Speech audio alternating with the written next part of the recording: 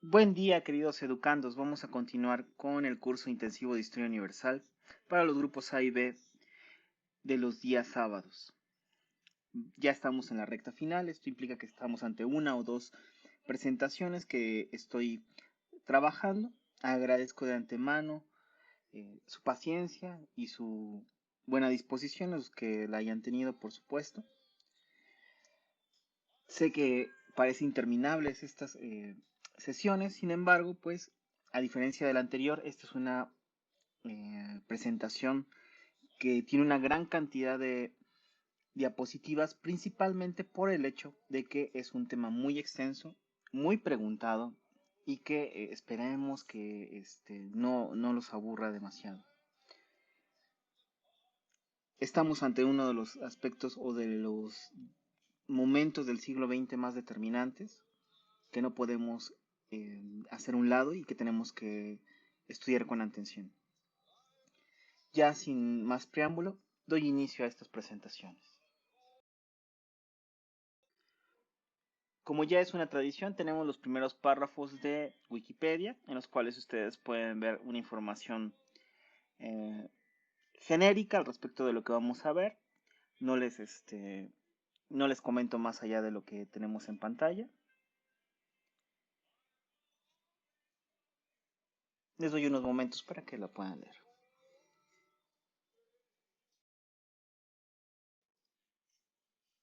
Lo que tenemos en pantalla es una lista de causas de la Primera Guerra Mundial.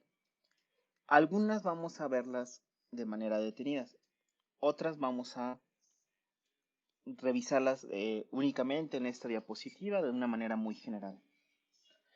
También aprovecho para comentarles que la última década del siglo XIX hasta el inicio de la Primera Guerra Mundial, que es 1914, se le conoció como la Bella Época debido a su estabilidad y el crecimiento de varios países, ¿no? Este crecimiento no va a ser el mismo en todos los países y esto va a generar ciertas tensiones que van a desembocar en lo que conocemos como la Primera Guerra Mundial, que en su tiempo se conocía como la Primera Guerra, perdón, que se conocían como la Gran Guerra. No sabían que iba a venir una Segunda Guerra. Y bueno, de los temas que aquí hay que revisar son únicamente lo que es el paneslavismo y el pangermanismo, que son dos movimientos que eh, apelaban a la identidad racial o a la identidad cultural de los germanos y de los eslavos. El paneslavismo era un movimiento sumamente nutrido en Rusia, en la Rusia zarista, y el pangermanismo era un movimiento muy nutrido en Alemania y en el Imperio Austrohúngaro. Entonces, son movimientos nacionalistas que enaltecen la cultura, el idioma y incluso se ven en la nación, en una raza, en un pueblo, la imagen o la idea del soberano. Es decir, lo que aboga es que son estos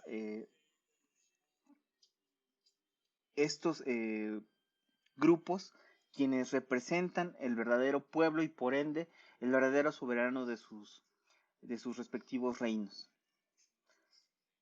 Y esto va a ser sumamente trascendental en las guerras que vamos a afrontar. En una guerra que tomó muchísimas vidas, millones de vidas, y que tuvo una duración bastante extensa.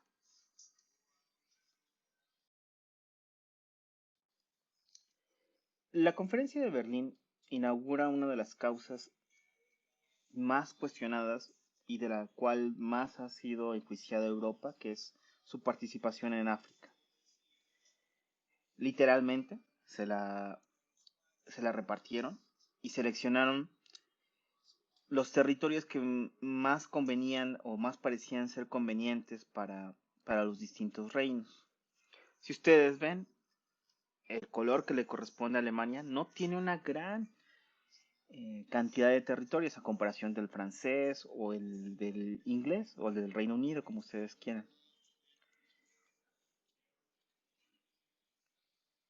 Y decidí que esta fuera una diapositiva que estuviera antes de la mayoría porque se nos va a venir un problema que va a ser el imperialismo y el colonialismo que vamos a ir estudiando de manera más detenida.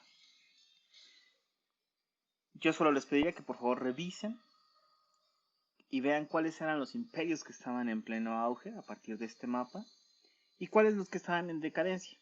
Vean España, por ejemplo.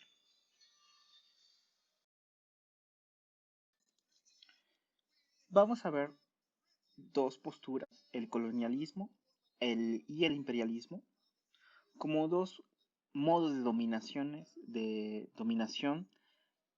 de los grandes o de las grandes potencias europeas sobre los distintos territorios. Nosotros tenemos conocimiento de lo que es una colonia, de hecho decíamos que México era mal llamado una colonia, porque lo que imperaba en México era un virreinato. Para algunos especialistas de la historia, algunos sociólogos no admiten esta distinción entre virreinato y colonia, puesto que señalan los siguientes puntos. Nos dicen que suele obtenerse mediante una invasión, que es necesaria la permanencia de la fuerza militar en el territorio conquistado. Este es el punto más importante. Hay un ejército invasor que se dedica a mantener el orden. También existe la imposición de un régimen, una monarquía normalmente, y se mantiene una dependencia absoluta con el colonizador. Y la principal causa de tener colonias es la explotación desmedida de los recursos naturales, bajo esta perspectiva, bajo esta óptica. Sin embargo, ya había sido Montesquieu que me ha señalado que este tipo de modo esclavista era completamente innecesario y poco adecuado para los tiempos que se venían. Y se va a oponer o va a tener una diferencia importante con lo que se conoce como el imperialismo.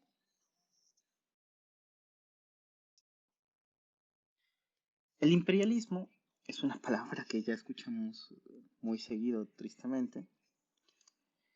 A diferencia del colonialismo, no requiere de una invasión o de tener tropas en el territorio para controlarlo. Se controla a partir de otros aspectos como son apoyando algunas fuerzas políticas, se controla a partir de la economía, se imponen ciertas restricciones comerciales que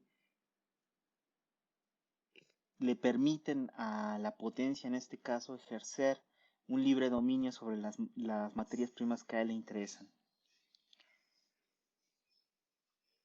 Sin embargo, la amenaza de alguna intervención militar es latente. Ahí está.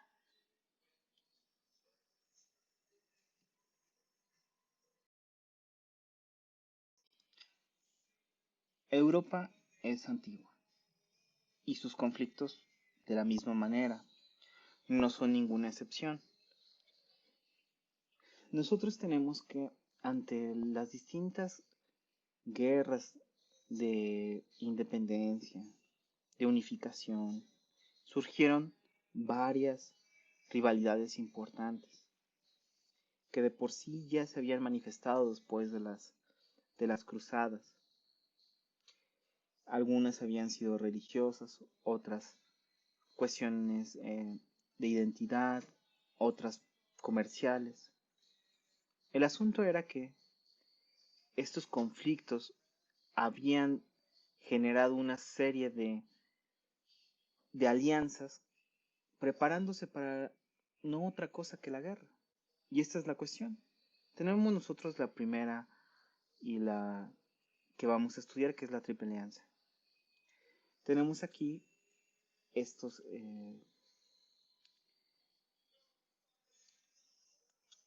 puntos que lo más importante que les puedo señalar es que En un principio,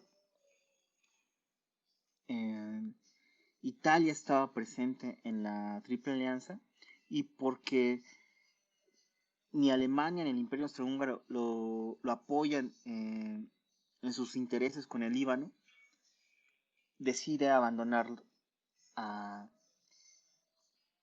esta alianza. Y no es que tome su lugar, pero tienen un nuevo aliado a partir de este momento, que es el Imperio Otomano.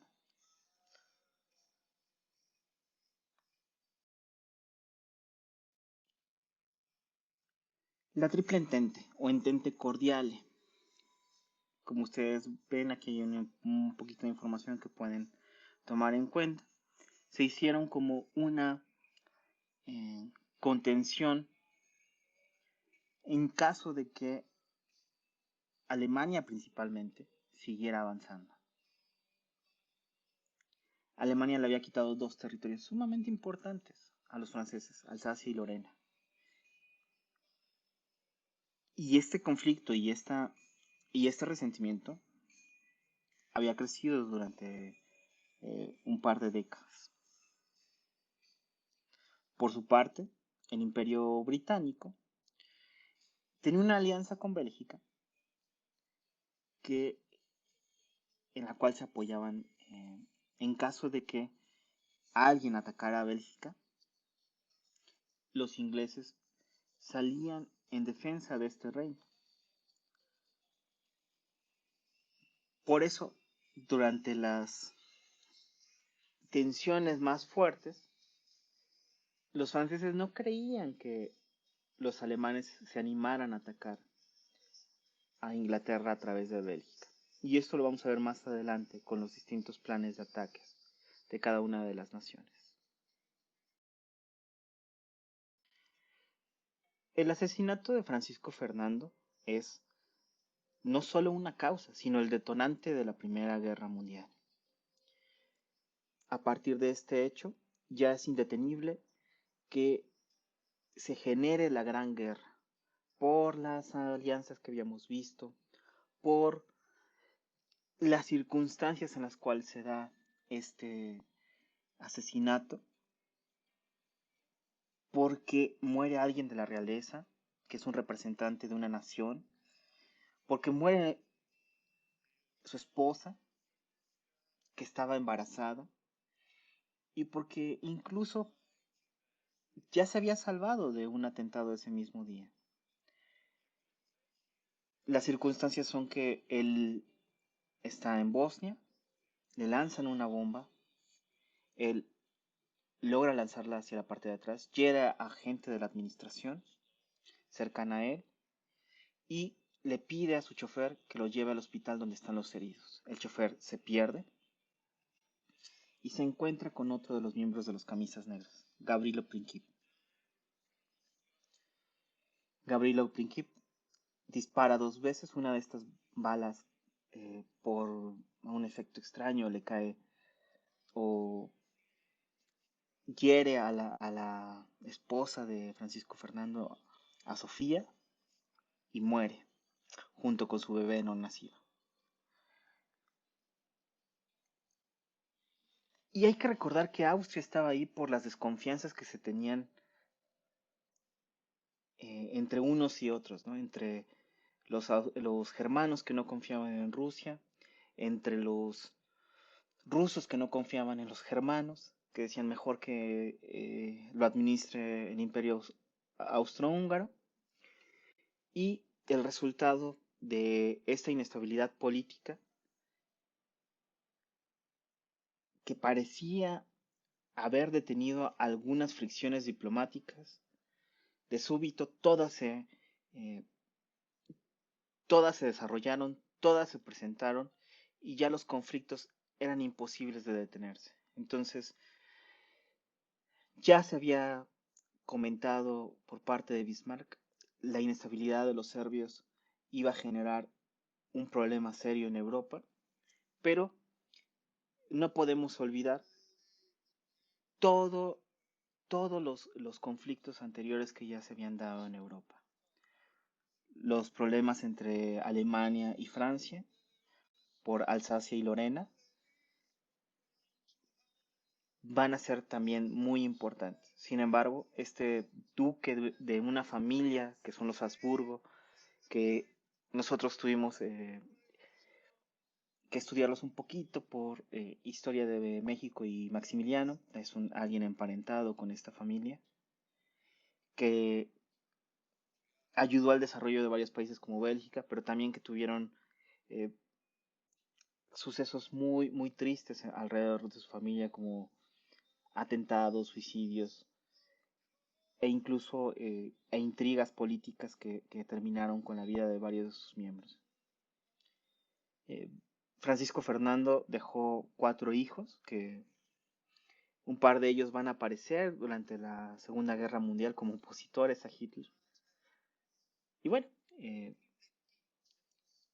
creo que este es el parteaguas necesarios para iniciar ya con las hostilidades reales de la Primera Guerra Mundial.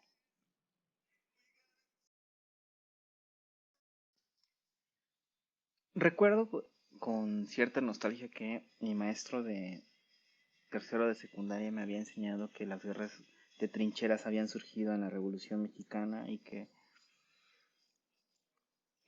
los europeos estaban al tanto de lo que hacíamos nosotros y se habían incorporado a la Primera Guerra Mundial. Después me enteré que las trincheras ya se habían usado desde la Guerra de Secesión en Estados Unidos y que pues ya tenían más de 50 años de existir. También que se habían utilizado en la guerra ruso-japonesa. Entonces pues esa fue una de las cosas que recuerdo principalmente. Sin embargo, es relevante la guerra de trincheras, no solo por el estatismo que es inherente a la trinchera, es decir, no puedes ver al otro, pero también tiene un cambio importante. La guerra anteriormente, entre más brillantes, más deslumbrantes fueran los uniformes, era una de las disposiciones como de cierta gallardía implicada en este modo de pelear. Veías de frente quién te atacaba, veías los rostros y sabías reconocer el terror. Al mirarlo a tu adversario a los ojos o luchar con él. Sin embargo, con la guerra de trincheras esto cambia y cambia trascendentalmente. No en balde el siglo XX es un siglo con literatura sobre la angustia, con literatura sobre la soledad, sobre la existencia misma, y son reflejos de estos cambios que se presentaron en la guerra.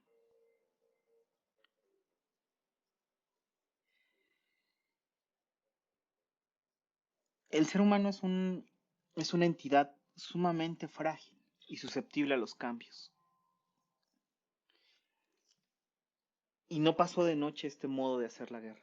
Decía Chesterton que los uniformes pasaron de querer brillar como el sol a tratar de parecerse al fango.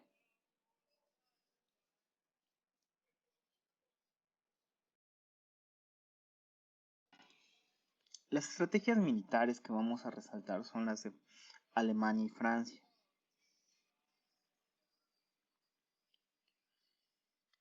Estas estrategias no solamente nos reflejan cómo pensaban las altas élites bélicas de cada país, sino también sus propios fallos o sus propias carencias.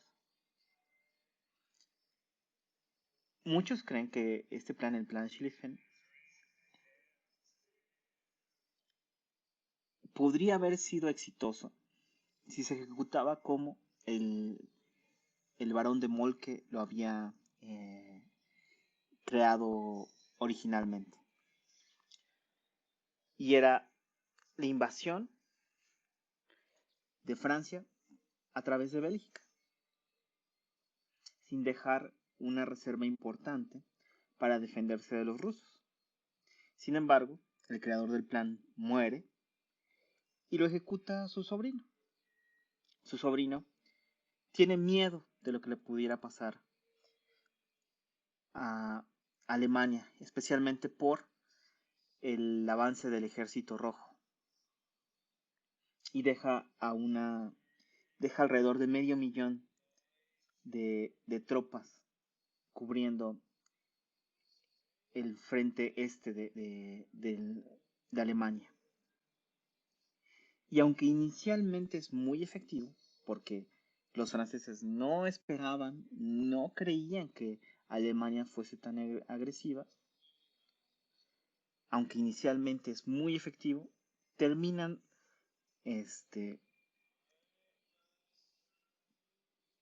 terminan perdiendo el territorio que ya habían logrado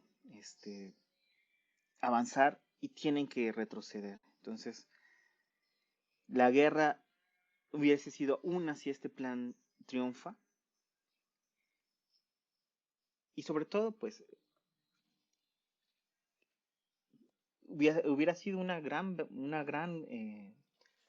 victoria para las fuerzas alemanas.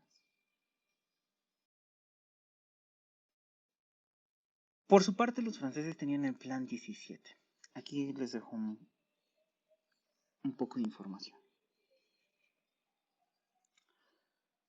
Winston Churchill era el jefe del almirantazgo y decía que los franceses eran muy de la idea de que los alemanes jamás iban a atacar a través de Bélgica, porque no querrían tener de enemigo a los ingleses. Sin embargo, en todos los planes que tenían los ingleses, ellos estaban seguros de que la invasión iba a ser por Bélgica. Y no solamente lo sabían, sino que trataron de comunicárselo en varias ocasiones a las altas esferas francesas. Y tenemos que, dentro de los fallos de Francia, fue poner a Joseph Joffre como el líder militar del Plan 17, porque era una persona que no tenía ninguna experiencia militar. Sin embargo, tenía un amplio concepto del deber, que era lo único que, a pesar de sus hierros garrafales en las estrategias militares, pudieron solventar los ataques alemanes.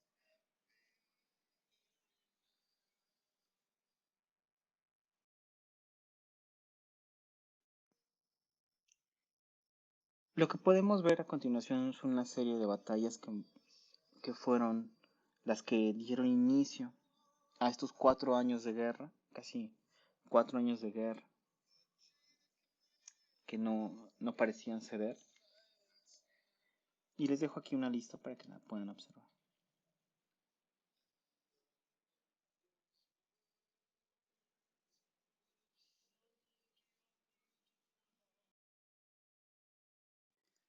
El imperio ruso es un imperio muy vasto, muy extenso. Decían que los reinos zaristas abarcaban 1/6 del total del mundo. Sin embargo, las consecuencias era que Rusia era un país un tanto agrícola, y lo vamos a ver sobre todo en la Revolución Rusa. Sin entrar en muchos detalles, porque eso es parte de la Revolución Rusa, lo que podemos decir es que este territorio tan extenso y sin una infraestructura importante de comunicación fue lo que ocasionó que fuera un ejército pesado y lento, y que a pesar que fueran valientes y arrojados, tuvieron estas grandes derrotas. Se tiene algunos censos que se habían hecho en el cual se decía que el ejército rojo estaba conformado de alrededor de 3 millones de soldados. Si pensamos que el ejército austriaco estaba conformado entre 1.1 millones y 2.1 millones de Alemania, el ejército ruso podría haberles hecho frente a ambos. Por supuesto que eso representaba cierta desventaja, pero para que vean las proporciones. Esto sin contar el ejército francés como apoyo de los rusos. Sin embargo, las bajas en esta batalla de Tannenberg es una de las batallas más dolorosas para el ejército rojo, porque si hay una nación a la cual no soportaban o no soportan históricamente los rusos antes que Estados Unidos, era Alemania. Y Hindenburg fue el que propició esta derrota desastrosa para los rusos. La batalla de Marne es una batalla sumamente importante porque vemos que incluso la sociedad civil tuvo que ayudar. París estaba próxima a caer tras el avance del ejército alemán. Sin embargo, gracias a los taxis, estos modelos que aparecen en pantalla, lograron evitar la caída de París. Interceptaron una serie de información y el alcalde de París ideó esta estrategia que impidió la caída de la capital francesa. Son recordados con mucho cariño estos autos.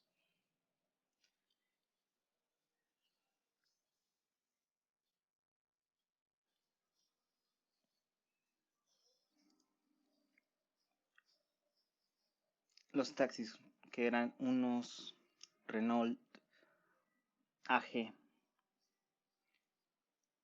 que como se ve en la imagen eran de color rojo. El ingreso de los estadounidenses a la Primera Guerra Mundial parece que fue muy retardado en muchos aspectos. Motivos los tenían desde 1915, como pueden ver, ya había hundimiento de barcos por parte de los alemanes. Estaban tomando una disposición los altos mandos muy cercana de maniobras de los piratas. Hundían barcos mercantiles,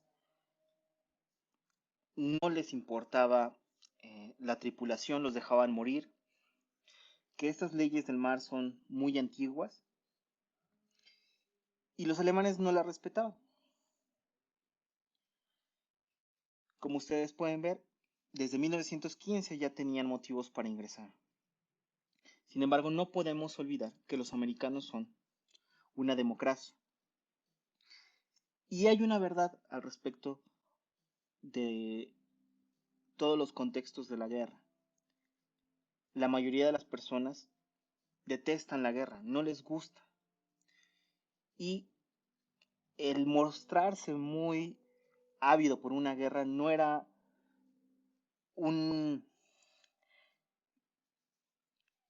una cualidad que alguien que está en competencia y en campaña quiera expresar con mucha claridad porque puede ser nocivo. Por eso ya una vez que se reelige el presidente Wilson, la participación en la Primera Guerra es factible y por ende se inician las hostilidades. Hay que recordar que para estas fechas ya se viene o ya estaba fuera el imperio ruso de la guerra. Entonces los aliados encuentran un nuevo ejército dispuesto, valiente, para enfrentar para enfrentar a los alemanes, principalmente.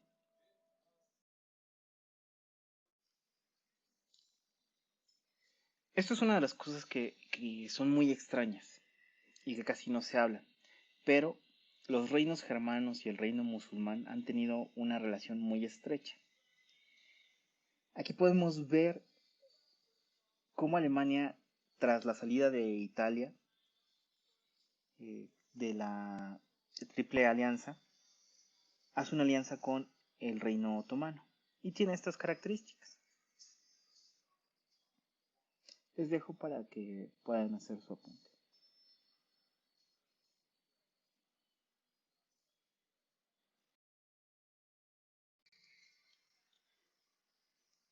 Les compartí un poco de mi reflexión sobre la guerra de trincheras. Sin embargo, otro aspecto que es de suma importancia son los inventos tecnológicos que van a tener un papel decisivo en el desarrollo de la guerra. Los tanques que se estrenaron en la batalla de Somme fueron el invento más importante. No fueron el único, pero fueron el más importante y el más decisivo por su capacidad de atravesar trincheras, por su resistencia a los distintos tipos de municiones que se lanzaban. Y fue un invento como tal británico. De hecho, es uno de los inventos que más, entre los aficionados a la Primera Guerra y la Segunda Guerra Mundial, que con mayor cariño, si cabe la palabra, genera por su importancia. Sobre todo también porque grandes armadoras de autos, incluso de lujo, posteriormente, anteriormente a que se convirtieran en alguna potencia de autos como Jaguar o Mercedes-Benz, participaron en la creación de máquinas o de, de autos o transportación militar.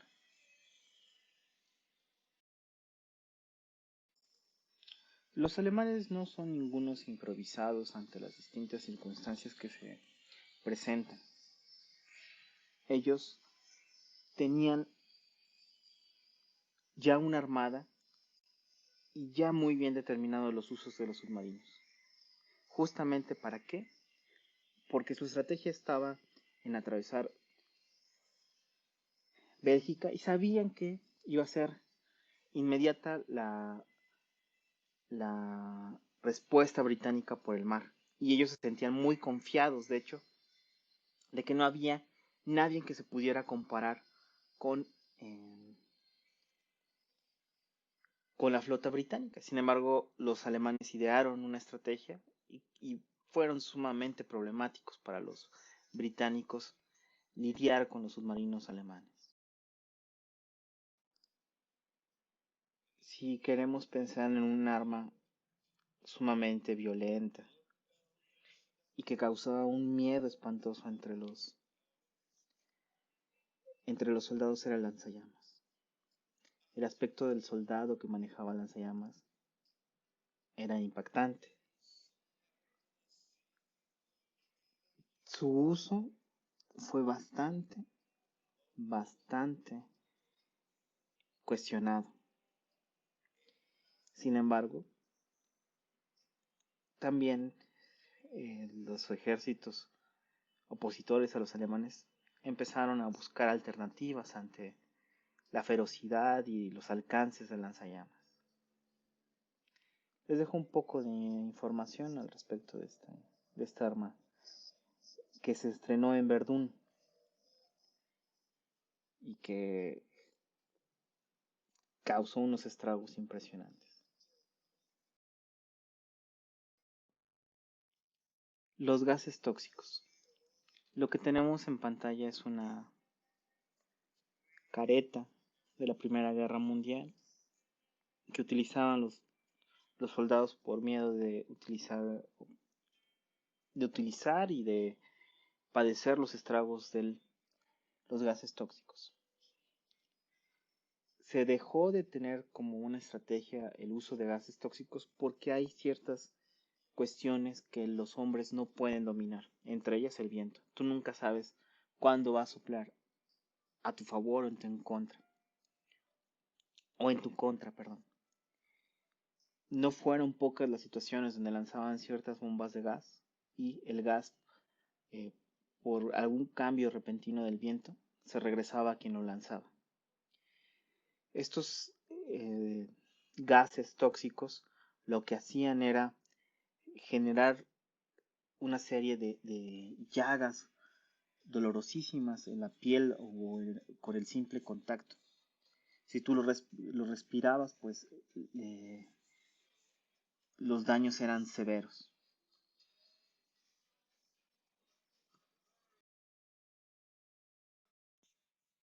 Si nosotros queremos ver un invento americano, es el uso de la Winchester 1897, la escopeta de las trincheras. Esta tiene la casualidad que los alemanes protestaron su uso, a pesar de que ellos habían utilizado el lanzallamas y los gases tóxicos. Sin embargo, decían que no formaban parte de la etiqueta de la guerra. Y esto nos lleva a que, a pesar de que se habían firmado varias limitaciones o varios códigos de guerra para no caer en la barbarie, ya una vez que estaban enfrentadas todas estas potencias, difícilmente podían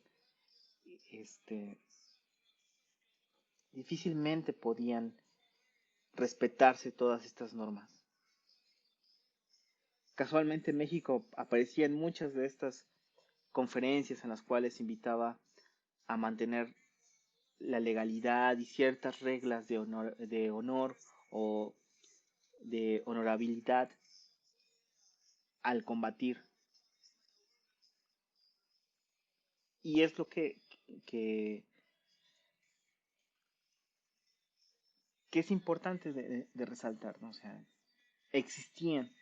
Sin embargo, eh, dada la circunstancia y la ferocidad de la guerra, no siempre podían respetarse.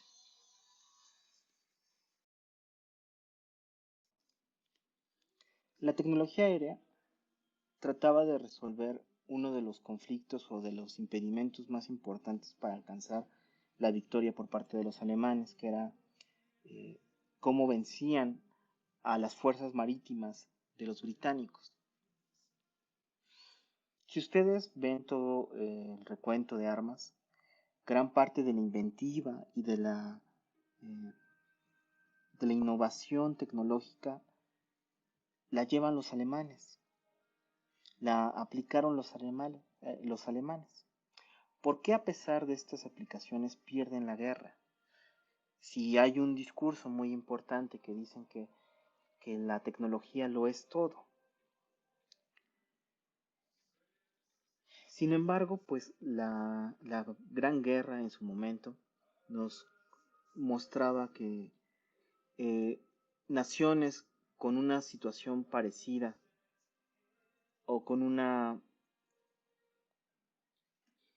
equilibrio de fuerzas, la superioridad material no necesariamente implica una victoria segura. A pesar de que nosotros tenemos una gran cantidad de películas, libros, documentales sobre cómo alguna idea, alguna resolución de algún código fue lo que salvó o determinó el fin de una guerra, no. Más allá de esta superioridad material está el espíritu del soldado. ¿Qué es lo que va a lograr que los rusos, a pesar de verse superado en número y en tecnología, resistan, al igual que los franceses? Eso no tiene una explicación material, por más que haya quienes se enajenan de tratar de dársela. Creo que en este sentido, algo que muestra con muchísima claridad cómo es necesario eh, las determinaciones ideológicas y políticas de un soldado, o sobre todo su espíritu de conservación, es sumamente importante, y sin romantizarlo, porque esto va a tener consecuencias muy severas. El mundo no va a ser el mismo. Recuerden que les comenté que el gran tema del siglo XX en literatura se vuelve la angustia, y no es gratuito, no fue fortuito. Tienen que ver con todas y cada una de las situaciones extremas a las cuales se sometieron estos hombres, con la esperanza de poder salvar a su nación, por conflictos que muchos a veces ni entendían completamente.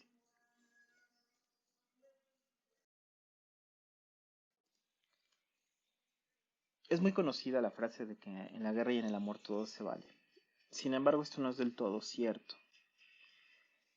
Las naciones civilizadas trataron de crear una serie de acuerdos con los cuales trataban de limitar la violencia con la cual lucharan entre ellos. Las conferencias de la Haya son testimonio de esto. Para algunos, letra muerta. Para otros, quizás una especie de cinismo. Y quizás para otros es una dosis de realidad. En el sentido de no vamos a negar que guerras van a existir. Lo mejor que podemos hacer es limitar la violencia o la barbarie que se puede generar a través de ellas. Y la intención era no postergar más allá de lo racional el dolor de los soldados que participaban en estos conflictos. Estas eran sus intenciones. La conferencia de La Haya tuvo, la primera tenía estas restricciones, y la siguiente, la de 1907, que era la que todos iban a apelar, tenía esta información. Vean el papel importante de los americanos en esta conferencia.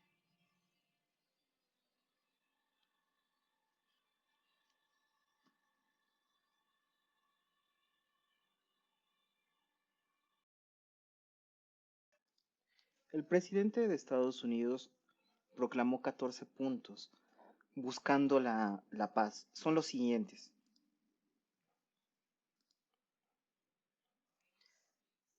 Les pido que por favor los observen con atención, pueden hacer su apunte. Sin embargo, sí quiero especificarles y señalarles que el punto más importante es el último, el punto 14, porque es el antecedente de la ONU, y que dentro de los tratados internacionales este va a ser sumamente importante y decisivo para lo que se viene en los siguientes conflictos del siglo XX.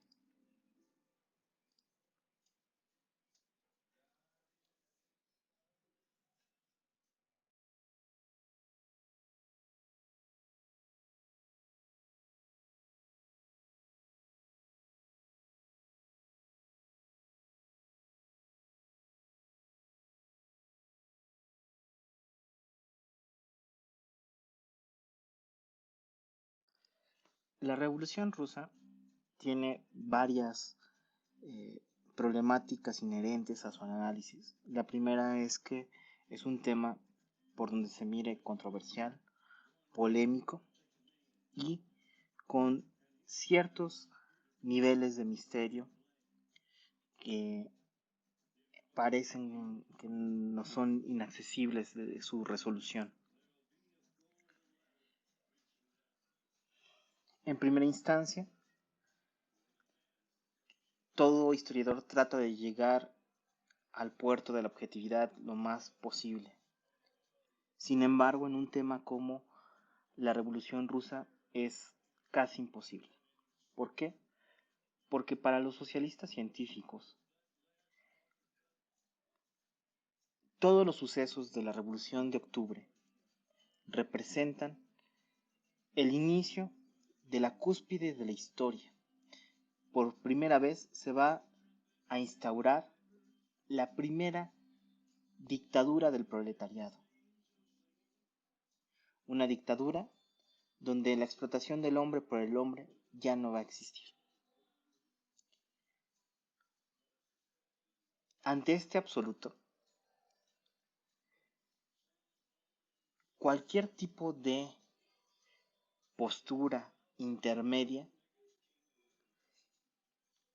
te ubica como un adversario de la revolución del proletariado. Algunos otros cuestionan que no fue del todo instaurada la revolución del proletariado. Sin embargo, más allá de esos cuestionamientos, tenemos que tratar de entender qué es lo que sucedía, las aristas que tenían.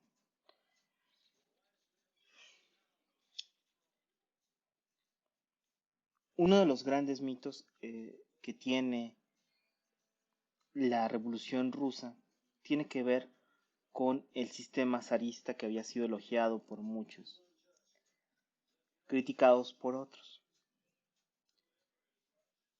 Sin embargo, lo que podemos afirmar como un hecho es que estaba sustentado sobre castillos de arena, con alfileres. Tan pronto abdica el zar Nicolás II, toda la infraestructura zarista desaparece. Del mismo modo que pasó en México. Cuando Díaz desaparece del mapa, no se consolida la revolución, al contrario. Se deshace todo el Estado de Derecho y los grandes logros de Díaz se van directito al infierno. Toda esa infraestructura se pierde. ¿Qué tan bueno puede ser un régimen que ante el primer gran cambio social se derrumba por completo? Por lo menos estas carencias y estos hierros sí son en muchos sentidos propios de estos gobernantes. En el caso de México de Díaz y en el caso de Rusia de los zares. Y del mismo modo, decir que ellos hacían las cosas tratando de dañar a su nación es una exageración. Sin embargo, este tipo de cuestiones vamos a tratar de verlas con un poquito más de detenimiento. Otro aspecto que también tenemos que señalar es que los opositores a la Revolución Rusa, porque los tuvo, de hecho, gran parte del hermetismo del gobierno socialista se debe a esta gran rivalidad con otras naciones y con otros sistemas con los cuales normalmente tenía conflictos y se veía atacados. Sin embargo, las personas que luchaban en contra de la Revolución Rusa cuestionaban varias de sus premisas, varias de sus finalidades, las cuestionaban, porque finalmente también la Revolución Rusa causó un cisma social y un dilema que no es fácil de resolver. ¿Cuál es dicho dilema? ¿O cuál es dicho dilema, perdón? En conservación del futuro o por la búsqueda de un futuro mejor o ideal, vale la pena sacrificar a toda una generación de rusos? Esa pregunta eh, parece extrema, pero hoy en día ha vuelto. ¿Podemos sacrificar a toda una generación con la finalidad de obtener algún ideal? La respuesta no es fácil. Nunca lo fue. Y gente como Trotsky sabía las implicaciones de ese dilema.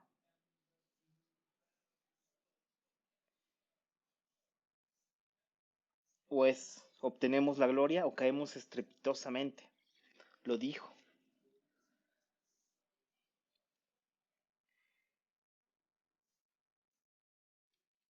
También va a ser importante establecer ciertas similitudes con la Revolución Mexicana,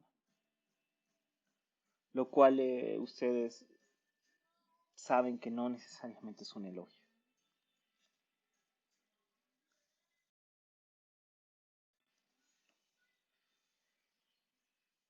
A continuación vamos a tratar de analizar algunos de los elementos de la Rusia zarista. En pantalla tenemos el símbolo de los Romanov o del zar de Rusia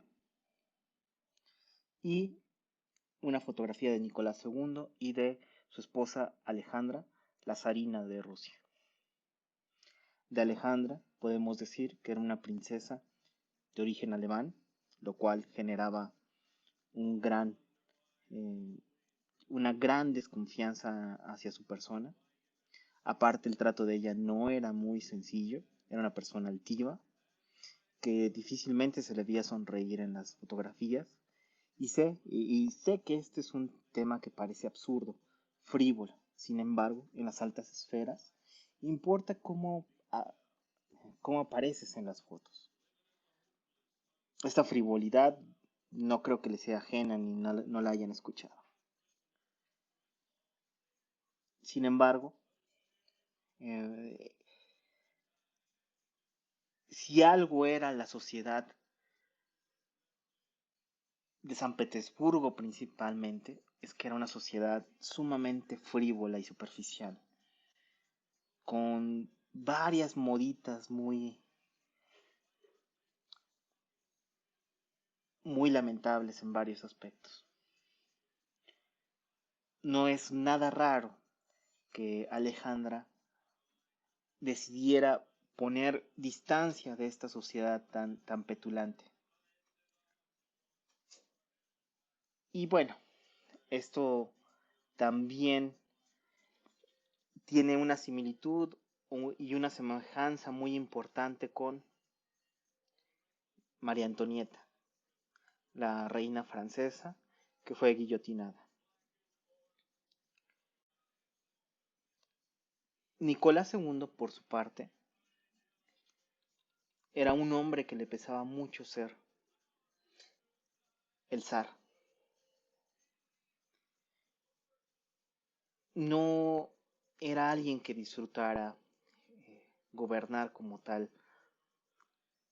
la Gran Rusia. En su diario, en los momentos donde se le puede leer con mayor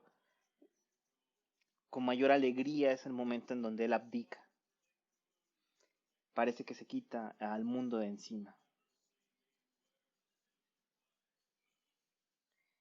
Es un zar que desde su coronación fue muy, pero muy, muy controversial.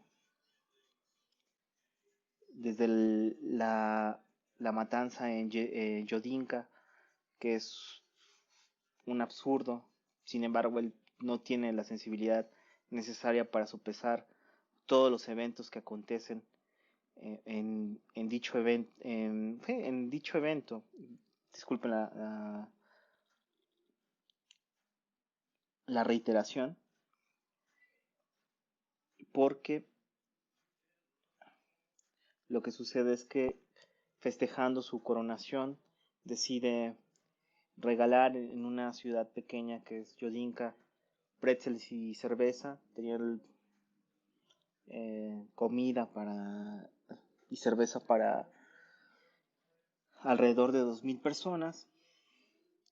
Y según algunos historiadores cuentan que se presentaron entre 100.000 y 1 millón de personas. Evidentemente la escasez de cerveza y de pretzels ocasionaron un conflicto con las casi nulas autoridades y murieron alrededor de entre 1000 y 2000 personas pisadas. Recuerden que estamos hablando de un zar ruso que era casi imposible que no fuera supersticioso. Hablamos que Moscú tenía alrededor de 500 iglesias en su territorio.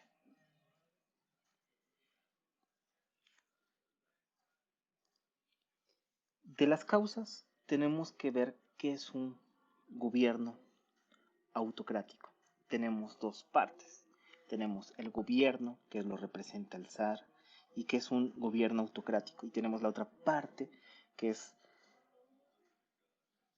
la fuerza del trabajo, que son los campesinos. La primera parte, podríamos decir que un gobierno autocrático es un gobierno que no puede ser limitado bajo ninguna circunstancia. El gobierno no puede ser el zar, es Rusia, el padre de Rusia, y no hay ley y no hay institución que lo limite en algún sentido. En el auge de las monarquías absolutas, si algún francés o alemán o prusiano, si quieren, viajaba a Rusia, se sorprendía de la carencia de derechos que tenían los campesinos rusos. No tenían ni derecho a la propiedad. El último censo que se hizo de la Rusia zarista fue en 1897 y arrojó una población de 128 millones, si quieren redondearlo, 130 millones de rusos. De esos 130 millones, 58 millones eran campesinos. Existían minorías a las cuales también eran explotadas y también sufrían ciertas discriminaciones. Sin embargo, la autoridad del zar se sustentaba sobre la gran obediencia del campesino ruso. Y parecían entenderse. El zar les daba tierras que trabajaban ellos de manera comunal y por su parte los rusos pagaban con obediencia y con disciplina. Veían el pago de impuestos y algunas obligaciones militares como el pago justo por estar cercano a la naturaleza con la cual convivían constantemente. Y esto es importante. A veces nosotros romantizamos y creemos que somos los únicos pueblos que tenemos un contacto místico con la tierra. Los rusos también lo tenían. También los rusos eran oprimidos. Estamos hablando de que la Rusia zarista tenía de alrededor de 300 años. 300 años sin siquiera conocer los derechos más elementales. Había conflictos, se preguntaban incluso si valía la pena o no enseñar a leer y a escribir al campesino. A ese punto se llegaba. Tratar de hablarles a ellos del privilegio del hombre blanco es fútil e incluso hasta irrespetuoso porque no tenían mejor trato que el que recibía cualquier miembro de alguna colonia. 300 años de esclavitud pesaban sobre estos mujiks, que así se les llamaba a los campesinos. y sin embargo era la fortaleza, quienes admiraban al zar por ser fuerte.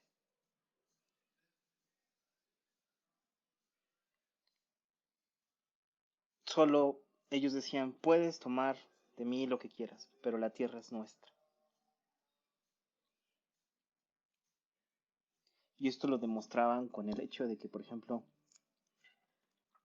si durante un verano se les prohibía talar cierto tipo de madera, tenían que llegarle la notificación. Si al siguiente año no llegaba la notificación, ellos lo talaban, porque sentían que ellos eran los dueños de esta tierra que tanto esfuerzo le ponían.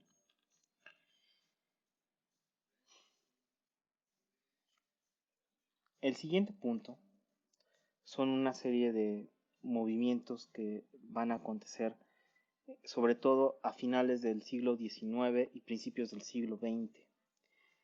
Los movimientos estudiantiles, sobre todo de la Universidad de San Petersburgo,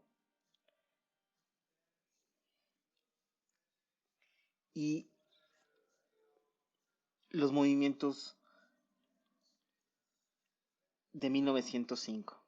También la guerra ruso-japonesa, perdón, rusa-japonesa.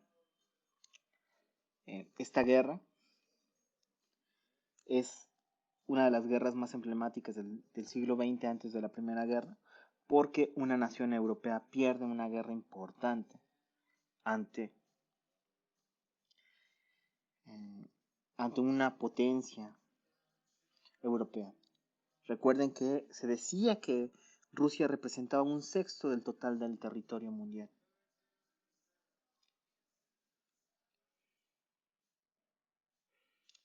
En su tiempo era la quinta economía del mundo, porque apenas estaba llegando la industrialización.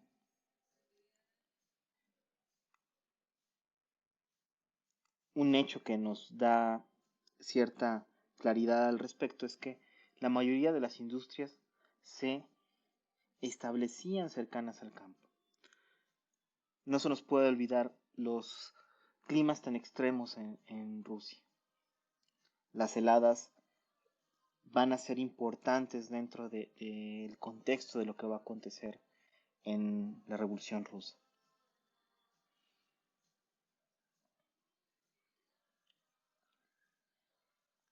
Y por eso las industrias se establecieron cercanas al campo, para que en estos tiempos de mucho frío los campesinos se pudieran dedicar a actividades industrializadas, pero eran una minoría. Después vamos a tener los Zemstos, que eran una organización de propaganda que normalmente los nobles, que eh, no eran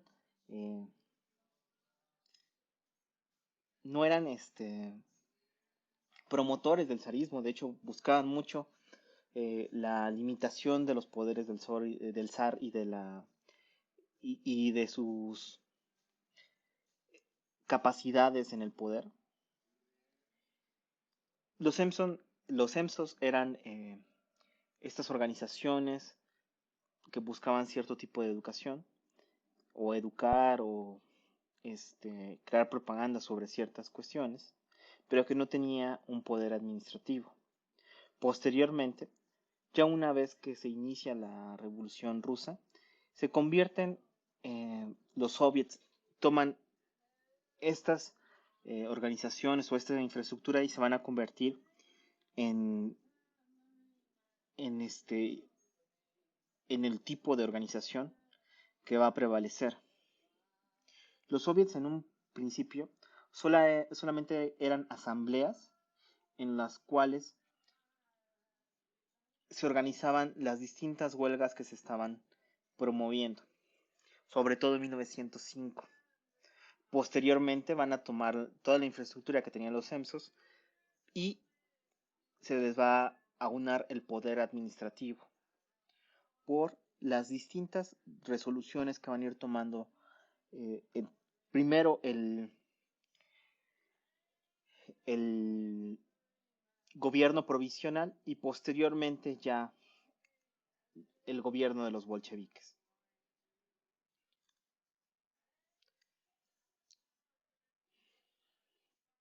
Y bueno, quizás lo único que falta aquí aclarar es lo del Manifiesto de Octubre. Tras los conflictos de 1905, el zar Nicolás II decide como aceptar una serie de limitaciones a su poder.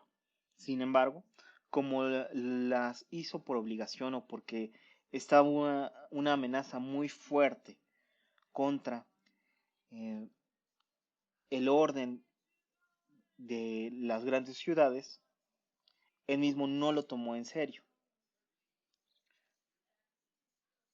Este manifiesto a la postre va a ser uno de los elementos que van a utilizar los bolcheviques y mencheviques, sobre todo Kerensky, para solicitar su abdicación.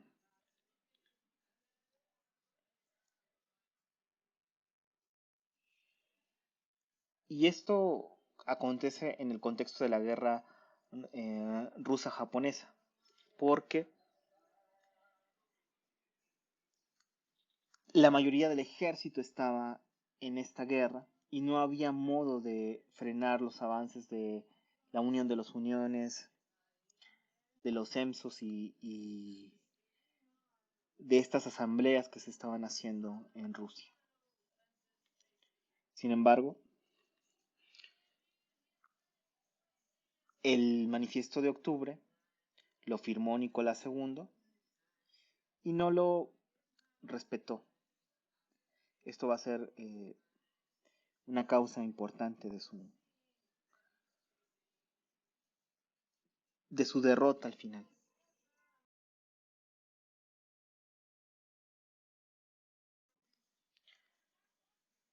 A continuación tenemos una serie de definiciones que van a tratar de darle estructura a la diapositiva anterior. Por si les pareció muy enredada, aquí ya vienen con mayor detenimiento definidos cada uno de los aspectos. De las Dumas, me gustaría recordarles lo que fueron los estados generales en la Revolución Francesa. No son fortuitos las similitudes entre Francia y Rusia. Para que vean que tan no son fortuitos, varios rusos durante todo el proceso y el auge del movimiento revolucionario, varios rusos cantaban la Marsellesa. Y la Duma está inspirada en la Asamblea de los Estados Generales, para que vean el paralelismo. El otro aspecto que hay que resaltar son bolcheviques y mencheviques. Y creo que en este aspecto hay que observar en qué se puede diferenciar un bolchevique y un menchevique. No solamente es una cuestión de una pelea entre Yuli Martov y Lenin, sino que Lenin siempre dijo que su finalidad era alcanzar la dictadura del proletariado, un comunismo. Sin embargo, una postura más moderada, que ojo, moderado no quiere decir que sea bueno en automático, era que dentro de la misma democracia se podrían alcanzar y solventar varios de los problemas inherentes a toda democracia, como lo son la injusticia y las diferencias y tratos clasistas que abundaban en esta Rusia zarista. En la imagen que tenemos es la del Partido Obrero Socialdemócrata ruso, que fue parte esencial de este movimiento histórico.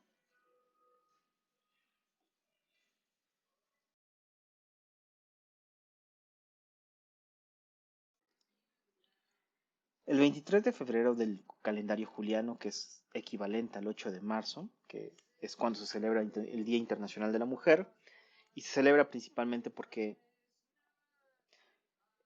las obreras rusas exigían un trato igualitario y se unieron para protestar. Sin embargo, este movimiento tomó mayor fuerza el día 27 de febrero del calendario juliano, el 12 de marzo del calendario gregoriano,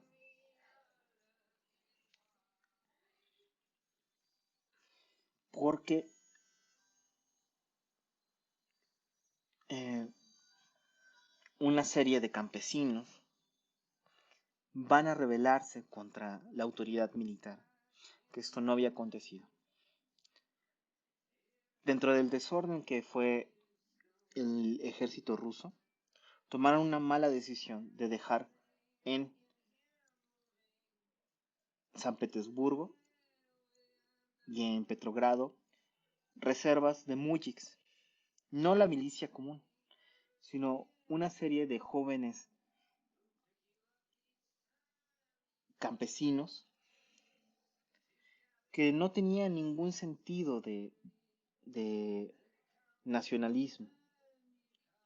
Tolstoy lo había descrito. El mujik no tiene un sentido o un sentimiento patriotero. No se puede buscar en ellos esa condición.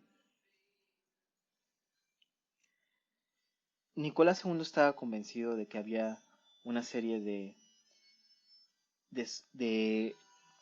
elementos de mala suerte en su destino. Yo no soy quien para decirles que deben creerle o no creerle a Nicolás II. Sin embargo, un tren que tenía que haber llegado a Moscú por cuestiones del clima necesita tomar una desviación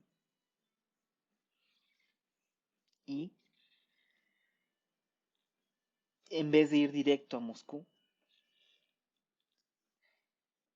se queda en una zona atrapado donde lo obligan a abdicar. Cuando le informan a la zarina de la abdicación del zar, no lo cree. Posteriormente, cuando ve que es fiable la información, escribe en su diario que si ella hubiera estado junto al zar, no hubiese acontecido la abdicación. Si no se hubiera separado a la familia de los Romanov, el zar hubiera seguido en el trono de Rusia.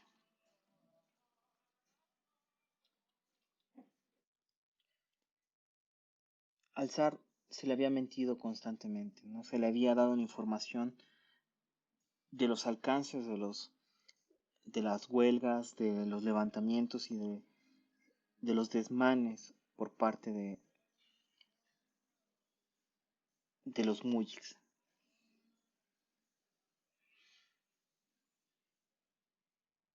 No tenía ni idea de la, de la escasez de combustibles debido a las distintas huelgas.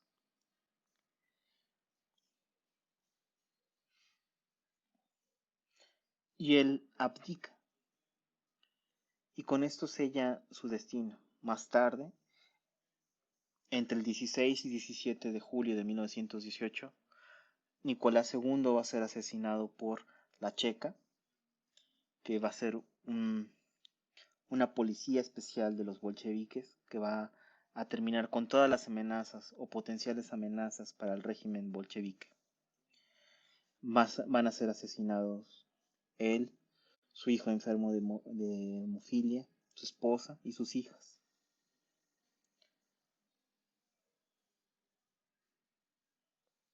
El hermetismo con estos asesinatos va a llegar a tal punto que se creyó que una princesa había escapado. Sin embargo, más adelante se daría a conocer cada una de las situaciones que llevaron a la muerte a la familia de los Romanov y cómo el asesinato de esta familia inauguró algo que algunos historiadores llaman como el terror rojo. Pero ya llegaremos cuando analicemos el contexto de la Segunda Guerra Mundial.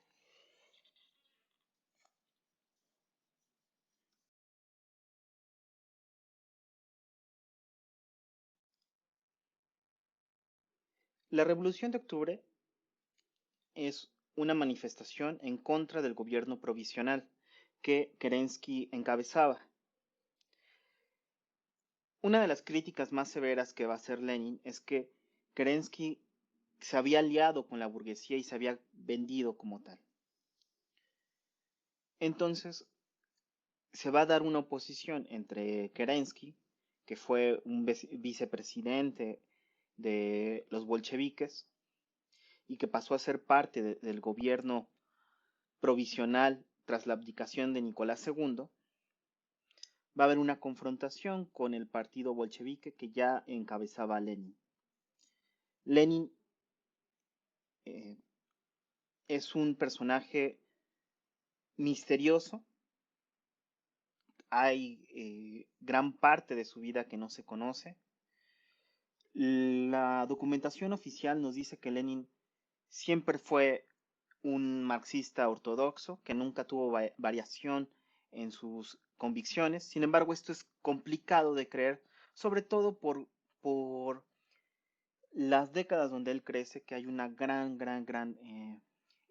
flujo de ideas, sobre todo dentro del marxismo. No obstante, está esta versión. Algunos personajes cercanos a él dicen que el papel de Lenin es muy cercano al de Robespierre. Incluso Trotsky lo menciona en alguno de sus escritos. Y esto únicamente se debe a la disciplina teórica y política que él decía tener. Sin embargo, las consecuencias directas de esta disciplina era estabas con él o en contra de él. Este modo de actuar fue lo que lo separó primero de Julie Martov tras unas diferencias importantes con respecto a el destino del Partido Obrero Socialdemócrata ruso. Y sin embargo, las diferencias ideológicas no eran tantas entre mencheviques y bolcheviques. Más adelante, Stalin dirá que había ahí una mayor presencia de judíos en los mencheviques que en los bolcheviques. La familia de Lenin creció con un gran dolor después de la muerte del padre de Vladimir, de Lenin, porque tras la muerte se descubre una, un ataque terrorista en el cual el hermano de Lenin, Alexander, fue capturado con una bomba, porque esto es una de las condiciones que estaban o que sucedían dentro de Rusia. El terrorismo estaba presente, ya se los he comentado, sobre todo si ustedes llegan a leer Los demonios de Dostoyevsky, ahí se habla un poco de esta cuestión eh, directamente, pero todo el marco nos habla de este nihilismo eh, y de esta filosofía tan radical o esta corrupción de la filosofía, como ustedes lo gusten ver. También eh, esto afectó de manera muy importante a la familia de, de Lenin. El hermano es capturado con esta bomba y se le ejecuta. La ejecución fue pública. Posteriormente, Lenin es capturado con algunos este, con algún objeto que podía causar la muerte de algunos adversarios, o algunas otras versiones solo señalan que estaba relacionado con algunas personas que planeaban hacer otro atentado. Y sin embargo, por el pasado de su familia, se decide que se expulse a Lenin de su universidad. Los antecedentes de la familia es lo que impiden que se le perdone, y toma 4 años en los cuales él está en una especie de ostracismo, en la cual es vigilado por la policía y nadie tiene la más mínima intención de acercársele eh, para entablar algún tipo de amistad. El gobierno provisional, después de todos los trajines de 1905, de su primera decisión que toma es perdonar a todos los terroristas y se les permite el regreso a Rusia. Grandes personalidades radicales regresan y retoman.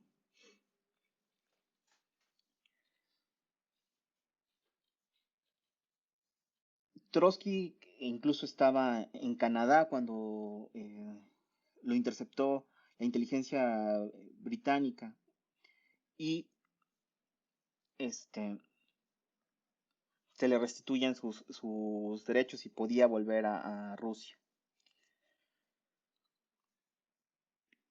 Para Lenin era claro que el gobierno de Kerensky se había convertido en una hegemonía de la burguesía y por ende era importantísimo derrotarlo. Él, disfrazado y con un solo guardaespaldas, ingresa a donde estaba Kerensky y toma el poder. Y aquí hay dos posturas. Los historiadores socialistas dicen que esta toma fue pacífica y que de hecho al día siguiente nadie lo había notado. Algunos otros más alarmistas señalaron que hubo un gran conflicto. El hecho es que eh, Lenin va a triunfar y va a obtener por primera vez lo que quería, el control completo de los bolcheviques, el completo control del gobierno. Pero si esta era la figura de Lenin, una persona pragmática, inteligente, radical en varios aspectos, convencido, pero obstinado, había otro personaje que representaba la razón o la tranquilidad e incluso la inteligencia del movimiento, que era Trotsky. Es un personaje trágico que va a morir aquí en México y eso ya lo veremos más adelante. Sin embargo, es un verdadero eh, hombre del partido, un hombre convencido de lo que escribía. Él firma lo que es el Tratado Brest-Litovsk, a pesar de que le queda claro que las consecuencias y el disgusto que se va a generar a partir de este tratado no van a ser pocas. Y entonces, pues, él toma la decisión de ser quien incentiva esta firma. El gobierno bolchevique se va a convertir en un comunismo, que es la dictadura del proletariado. Sin embargo, un estudio más detenido o una plática más específica sobre esto lo vamos a ver cuando veamos la Segunda Guerra Mundial. El Tratado Brest-Litovsk va a ser muy importante para los bolcheviques, sobre todo para Lenin y Trotsky. Era muy importante mantener cierta comunicación con los alemanes. Recuerden que la zarina Alejandra era de origen alemán. Y terriblemente la firma de este tratado no es lo más conveniente y sin embargo Trotsky lo veía venir. Él sabía que las implicaciones de la firma de esto iban a ser desastrosas para él. Sin embargo, si él podía salvar en una gran cantidad de aspectos al régimen bolchevique, no le importó sacrificarse.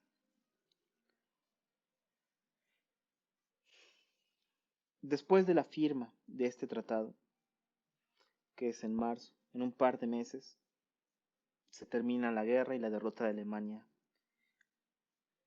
se, se concluye.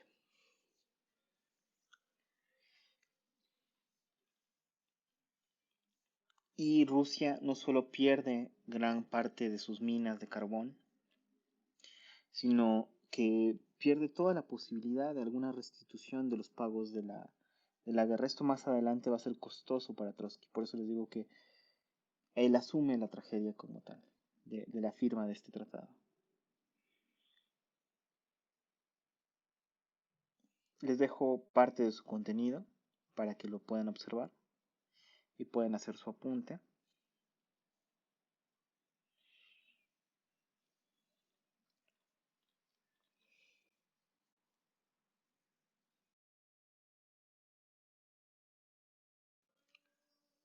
Al final de la guerra tenemos un desgaste importante.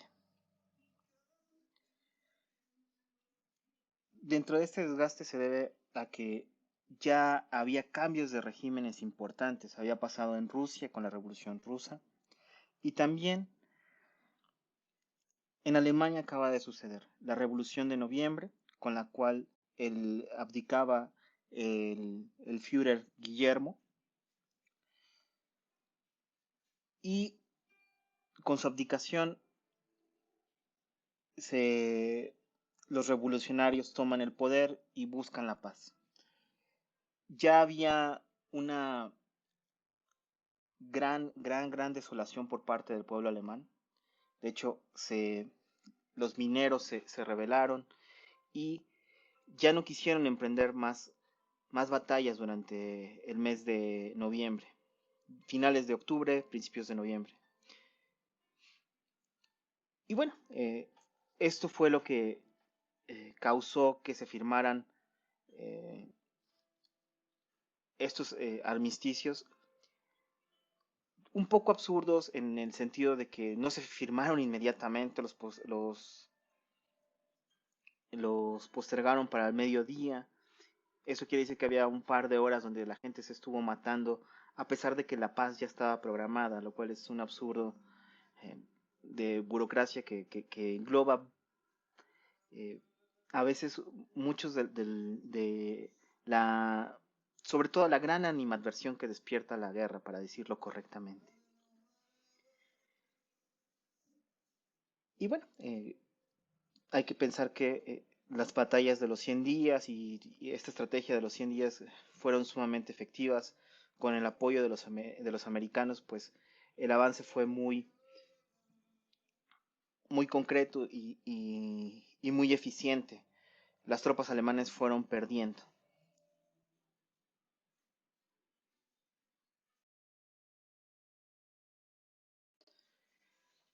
Llegamos al final de la Primera Guerra Mundial, con la victoria de los aliados o de la Triple Entente contra la Triple Alianza, que nos deja con algunos temas que no se concluyen y que por eso van a desencadenar una Segunda Guerra Mundial. Desde los mismos protocolos que se establecieron para terminar la guerra no fueron los más adecuados. Los países europeos tuvieron una gran saña contra los alemanes y no supieron entender el tipo de pueblo que era y las condiciones a las cuales lo estaban sometiendo. Alemania, por su parte, increíblemente cometió tres errores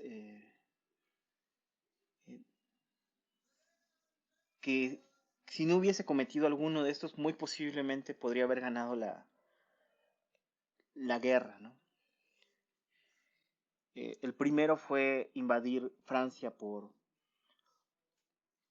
Bélgica.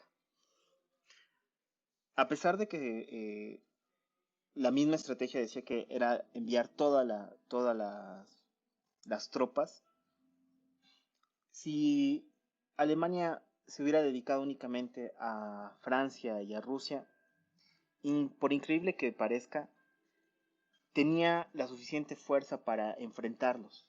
Y también estos ejércitos se vieron sumamente rebasados en varias ocasiones.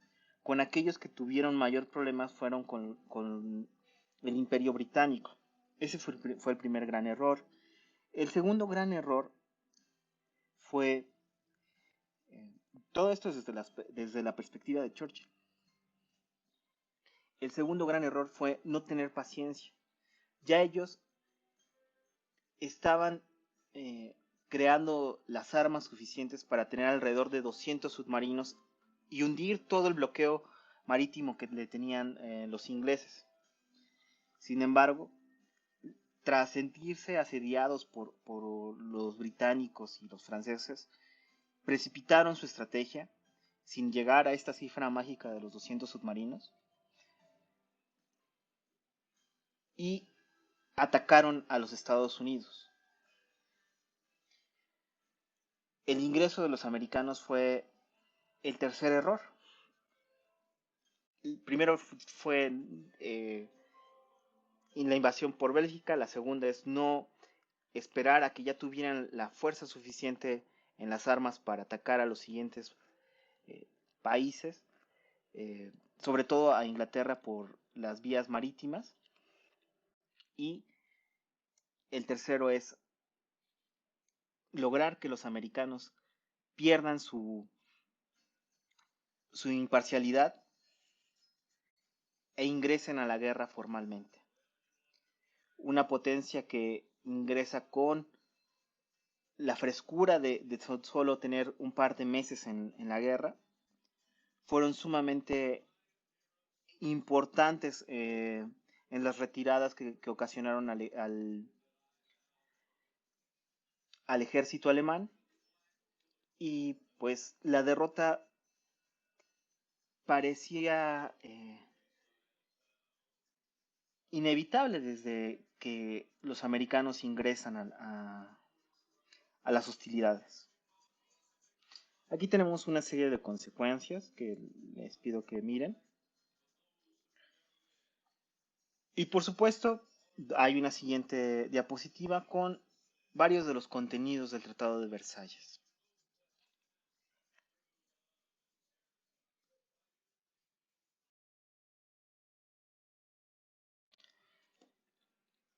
Y finalmente hemos llegado a la última diapositiva. Sé que fue eterna, es una de las presentaciones más largas, no es la más larga que he hecho. Y les agradezco muchísimo su paciencia para llegar hasta este punto. El Tratado de Versalles, si ustedes lo miran con atención, tiene muchos puntos sobre Alemania y parece que se ensañan demasiado con ellos. Olvidan que es un pueblo sumamente disciplinado y que el que ellos escriban, en este caso me refiero a todos los aliados, escriban quiénes fueron los responsables de una guerra en un papel, eso no los exime de sus locuras y de sus errores. Si llegamos a este punto de este tipo de guerra, no se deben únicamente a una nación en específico. Y gente malévola, maligna, lo sabía y lo supo explotar. Varios populistas, psicofantes, como se les decía tradicionalmente, explotaron el Tratado de Versalles para su conveniencia. El más destacado de ellos evidentemente va a ser Hitler.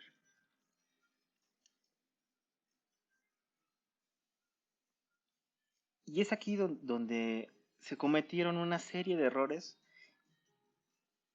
que sorprenden.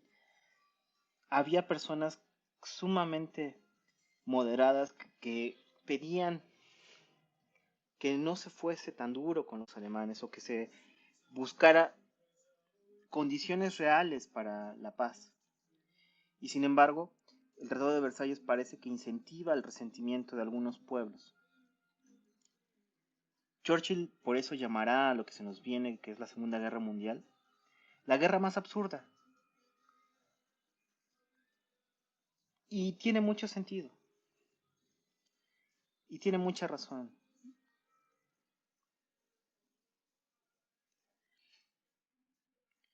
Creo que buena parte de los conflictos que vamos a ver y de todas las implicaciones políticas del Tratado de Versalles se van a poder apreciar más en la siguiente presentación que ya estoy preparando. Sin más por el momento, les pido que observen con atención estos puntos. Agradezco su atención y espero que estén en óptimas condiciones. Gracias.